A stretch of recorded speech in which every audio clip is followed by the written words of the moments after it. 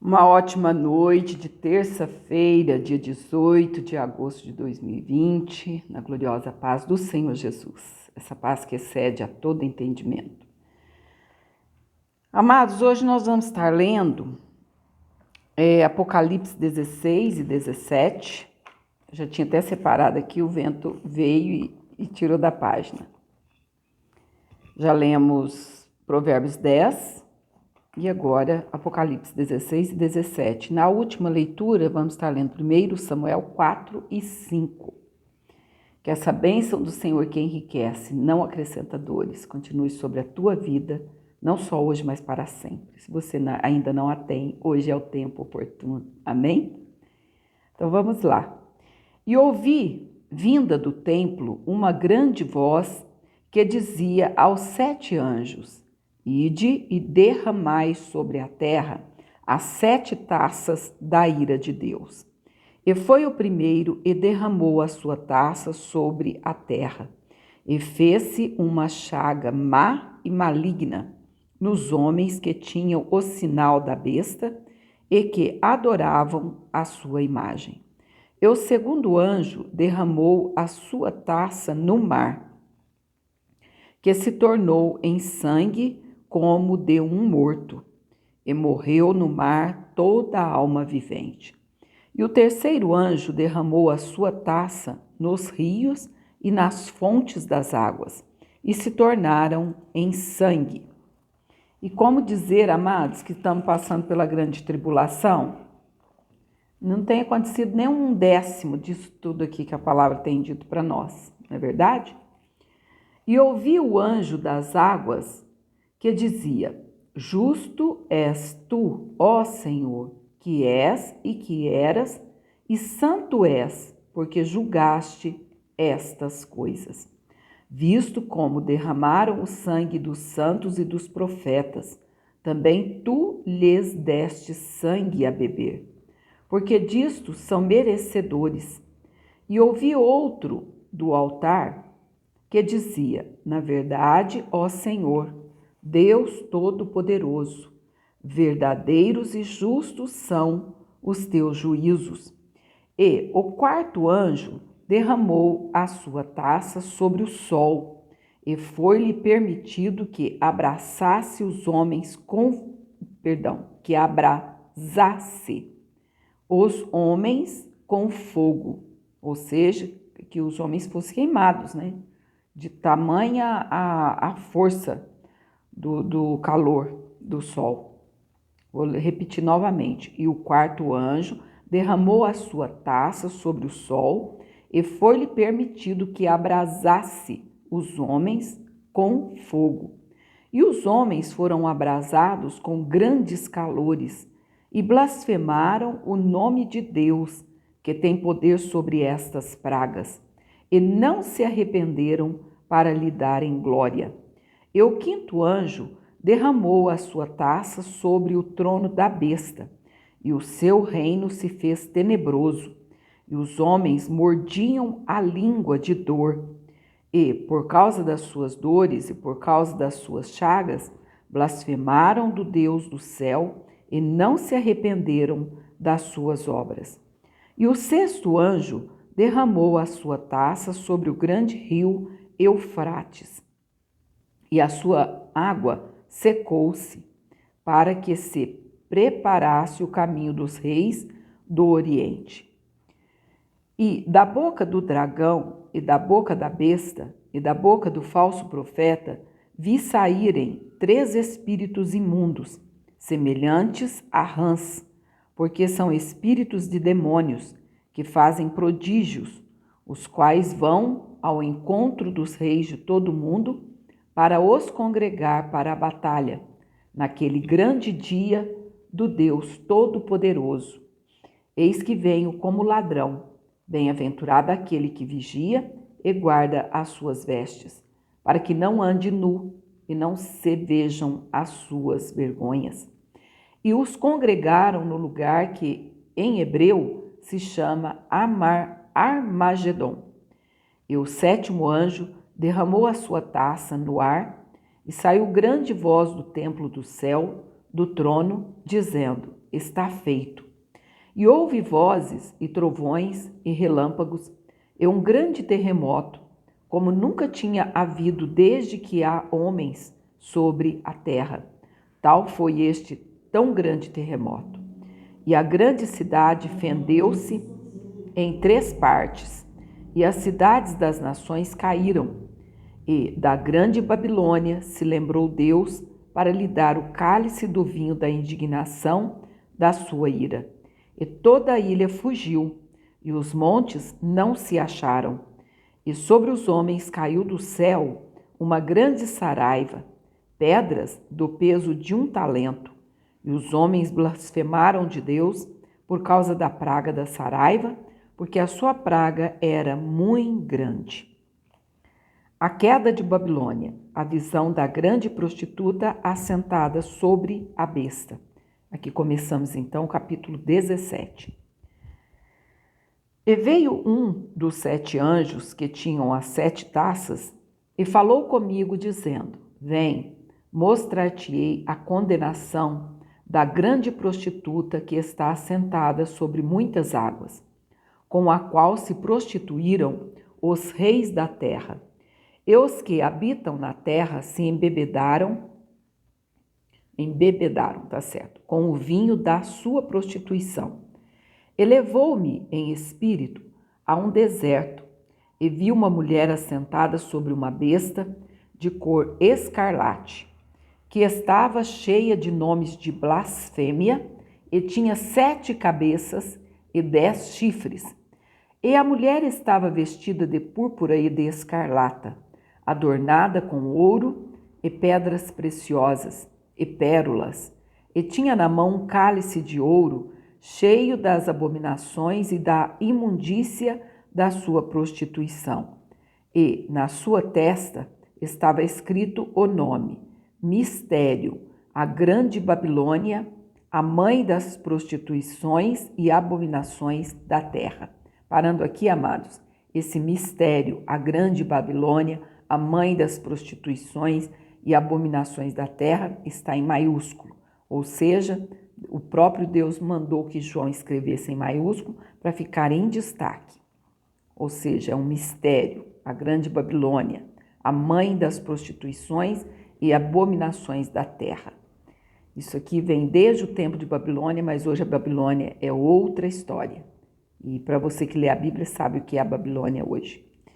E vi que a mulher estava embriagada do sangue dos santos e do sangue das testemunhas de Jesus. E, vendo-a eu, maravilhei-me com grande admiração. E o anjo me disse: por que te admiras? Eu te direi o mistério da mulher e da besta que a traz, a qual tem 7 cabeças e 10 chifres. A besta que viste foi e já não é, e há de subir do abismo, e irá à perdição. E os que habitam na terra, cujos nomes não estão escritos no livro da vida, desde a fundação do mundo, se admirarão vendo a besta que era e já não é, mas que virá. Aqui há sentido, que tem sabedoria. As 7 cabeças são 7 montes, sobre os quais a mulher está assentada. E são também 7 reis, 5 já caíram, e um existe, outro ainda é vindo, e, quando vier, convém que dure um pouco de tempo. E a besta, que era e já não é ela também o 8º, e é dos 7 e vai à perdição. E os 10 chifres que viste são 10 reis, que ainda não receberam o reino, mas receberão o poder como reis por 1 hora, juntamente com a besta. Estes têm o mesmo intento e entregarão o seu poder e autoridade à besta. Estes combaterão contra o Cordeiro, e o Cordeiro os vencerá, porque é o Senhor dos senhores e o Rei dos reis. Vencerão os que estão com ele, chamados, eleitos e fiéis. E disse-me: as águas que viste, onde se assenta a prostituta, são povos e multidões, e nações e línguas. E os 10 chifres que viste na besta são os que aborrecerão a prostituta, e a porão desolada e nua, e comerão a sua carne, e a queimarão no fogo. Porque Deus tem posto em seu coração que cumpram o seu intento, e tenham uma mesma ideia, e que deem à besta o seu reino, até que se cumpram as palavras de Deus. E a mulher que viste é a grande cidade que reina sobre os reis da terra. Então, amados, aqui terminamos o capítulo 17 de Apocalipse. Difícil de entendimento, não é? Não tem como explicar, porque, como eu já disse, de escatologia eu não entendo nada. Mas o pastor Iris que vai abrir um canal só para explicar a escatologia e vai ser uma bênção. Em breve ele vai abrir esse canal, viu? Porque cada um, como diz o ditado, no seu quadrado, não é? Eu gosto de meditar sobre a cidade santa, sobre Jesus, mas de escatologia não tem vergonha de dizer não. É muito difícil mesmo, mas o importante é sabermos que vamos morar no céu e que o Senhor é quem comprou a nossa passagem com seu sangue precioso, amém? Como nós estamos com 11h31, vamos começar então a nossa segunda leitura, como eu disse, 1 Samuel 4 e 5. Aliás, a terceira leitura, que a primeira foi Provérbios 10. Vamos lá. A arca na terra dos filisteus causa-lhes aflições. Deixa eu só ver aqui. É 4 e 5. Estou lendo errado aqui, é o começo do 5. Os filisteus vencem os israelitas. E veio a palavra de Samuel a todo Israel. E Israel saiu ao encontro à peleja aos filisteus e se acampou junto a Ebenezer. Não, está errado. Ebenezer, porque o acento está aqui no NE, né? Acampou junto a Ebenezer. E os filisteus se acamparam junto a Afeca. E os filisteus se dispuseram em ordem de batalha para sair de encontro a Israel.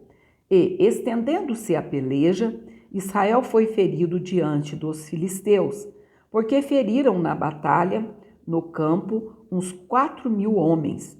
E, tornando o povo ao arraial, disseram os anciãos de Israel: por que nos feriu o Senhor hoje diante dos filisteus? Tragamos de Siló a arca do concerto do Senhor e venha no meio de nós, para que nos livre da mão de nossos inimigos. Enviou, pois, o povo a Siló e trouxeram de lá a arca do concerto do Senhor dos Exércitos, que habita entre os querubins. E os 2 filhos de Eli, Ofni e Finéias, estavam ali com a arca do concerto de Deus. E sucedeu que, vindo a arca do concerto do Senhor ao arraial, todo Israel jubilou com grande júbilo, até que a terra estremeceu. E os filisteus, ouvindo a voz do júbilo, disseram: que voz de tão grande júbilo é esta no arraial dos hebreus? Então souberam que a arca do Senhor era vinda ao arraial. Pelo que os filisteus se atemorizaram, porque diziam: Deus veio ao arraial. E diziam mais: ai de nós, que tal nunca sucedeu antes. Ai de nós, quem nos livrará da mão destes grandiosos deuses? Estes são os deuses que feriram os egípcios com todas as pragas junto ao deserto. Esforçai-vos e sede homens, ó filisteus, para que, porventura, não venhais a servir aos hebreus, como eles serviram a vós. Sede, pois, homens e pelejai. Então pelejaram os filisteus, e Israel foi ferido, e fugiram, cada um, para a sua tenda. E foi tão grande o estrago, que caíram de Israel 30.000 homens de pé. Imagina, amados, da primeira vez 4.000 homens, agora 30.000. Por quê? Porque eles estavam em desobediência e achavam que a arca, que simbolizava a presença de Deus, ia resolver todo o problema. Não resolveu o problema. Por quê? Porque estavam em desobediência. É muito triste, né? A arca é tomada. Ofni e Finéias são mortos. E foi tomada a arca de Deus, e os 2 filhos de Eli, Ofni e Finéias, morreram.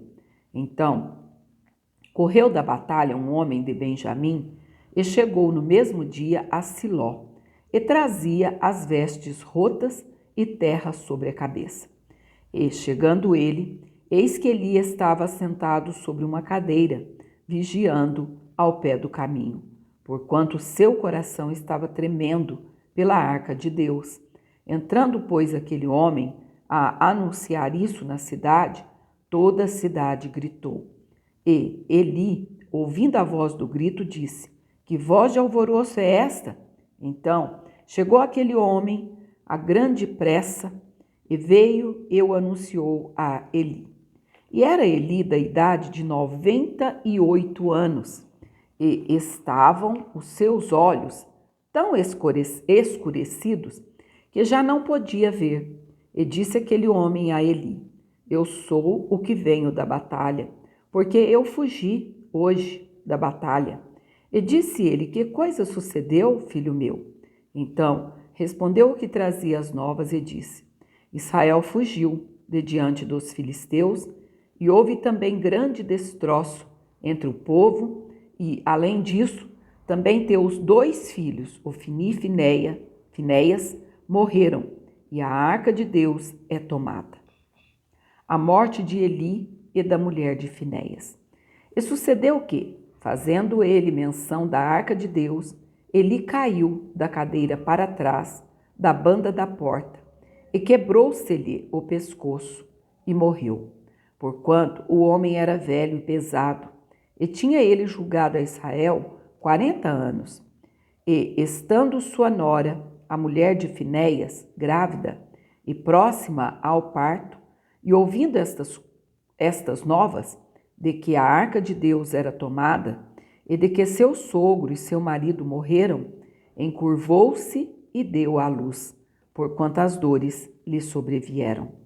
E, ao tempo em que ia morrendo, disseram as mulheres que estavam com ela: não temas, pois tiveste um filho. Ela, porém, não respondeu, nem fez caso disso. Mas chamou ao menino e acabou, dizendo: foi-se a glória de Israel.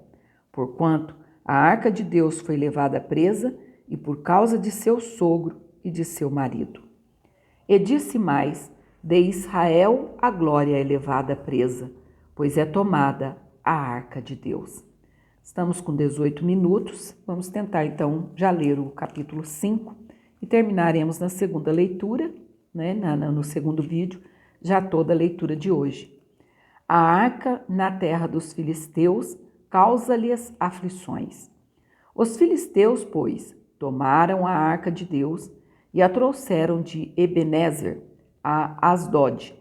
E tomaram os filisteus a arca de Deus e a colocaram na casa de Dagom e a puseram junto a Dagom. Levantando-se, porém, de madrugada, os de Asdod, no dia seguinte, eis que Dagom estava caído com o rosto em terra, diante da arca do Senhor. E tomaram a Dagom e tornaram a pô-lo no seu lugar. E, levantando-se de madrugada, no dia seguinte, pela manhã, eis que Dagom jazia caído com o rosto em terra, diante da arca do Senhor. E a cabeça de Dagom e ambas as palmas das suas mãos cortadas sobre o limiar. Somente o tronco ficou a Dagom, pelo que nem os sacerdotes de Dagom, nem nenhum de todos os que entram na casa de Dagom pisam o limiar de Dagom em Asdod, até o dia de hoje. Porém, a mão do Senhor se agravou sobre os de Asdod, e os assolou, e os feriu com hemorroidas, a Asdod e aos seus termos. Vendo então os homens de Asdod que assim era, disseram: não fique conosco a arca do Deus de Israel, pois a sua mão é dura sobre nós e sobre Dagom, nosso Deus. Pelo que enviaram e congregaram a si todos os príncipes dos filisteus e disseram: que faremos nós da arca do Deus de Israel? E responderam: a arca do Deus de Israel dará volta a Gate. Assim a rodearam com a arca do Deus de Israel. E sucedeu que, desde que a rodearam com ela, a mão do Senhor veio contra aquela cidade com muito grande vexação, pois feriu os homens daquela cidade, desde o pequeno até ao grande, e tinham hemorroidas nas partes secretas. Então enviaram a arca de Deus a Ecrom. Sucedeu, porém, que, vindo a arca de Deus a Ecrom, os de Ecrom exclamaram, dizendo: transportaram para nós a arca do Deus de Israel para nos matarem, a nós e ao nosso povo. E enviaram e congregaram a todos os príncipes dos filisteus e disseram: enviai a arca do Deus de Israel e torne para o seu lugar, para que não mate nem a nós, nem ao nosso povo, porque havia mortal vexação em toda a cidade, e a mão de Deus muito se agravara ali.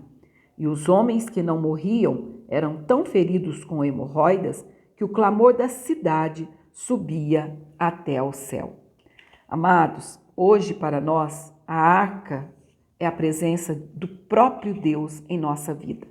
Aquele que foi lavado, remido pelo sangue do Cordeiro de Deus, que tira o pecado do mundo, não tem como ele ter medo do inimigo, ou seja, de Satanás, que hoje é o nosso inimigo e inimigo de Deus. Ele é que tem que ter medo de nós. Sabe por quê? Porque aqui dentro do nosso coração mora o Rei dos Reis e Senhor dos Senhores, o Todo-Poderoso, através de quem? Do Espírito Santo de Deus.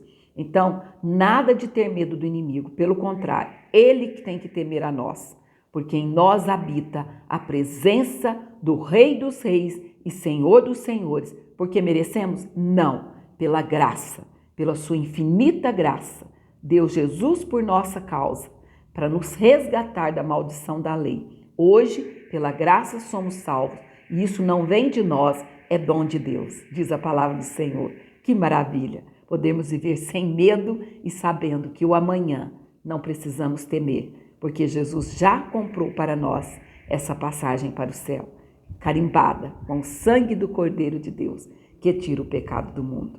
Então não fique triste, vá dormir tranquilo, tenha um sono tranquilo na presença do Senhor e diga como salmista: em paz eu me deitarei e dormirei, porque só tu me fazes habitar em segurança.